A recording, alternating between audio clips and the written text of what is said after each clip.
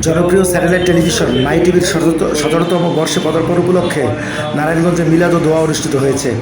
নারায়ণগঞ্জ সাংবাদিক ফোরামের কার্যালয়ে মাই টিভির প্রতিনিধি আব্দুল্লাহ মামুনের উদ্যোগে মাদ্রাসা শিক্ষার্থীদের নিয়ে এই মিলাদ ও দোয়ার আয়োজন করা হয়। উক্ত মিলাদে মাই টিভির চেয়ারম্যান ও ব্যবস্থাপনা পরিচালক নাসিরুদ্দিন শান্তি সহ মাই টিভি পরিবার এবং বিশ্ব মুসলিম উম্মার শান্তি কামনায় বিশেষ দোয়া ও মোনাজাত করা হয়। আব্দুল্লাহ মামুনের সভাপতিত্বে জামিয়া ইব্রাহিমিয়া মাদ্রাসার শিক্ষক হাফেজ মাওলানা মুফতি আলাউদ্দিন মোনাজাত পরিচালনা করেন। এ সময় মাদ্রাসার শিক্ষার্থীদের পাশাপাশি বিভিন্ন পেশার ব্যক্তিবর্গরা উপস্থিত ছিলেন। মোনাজাত শেষে আগত অতিথিদের মাঝে তবারক বিতরণ করা হয়।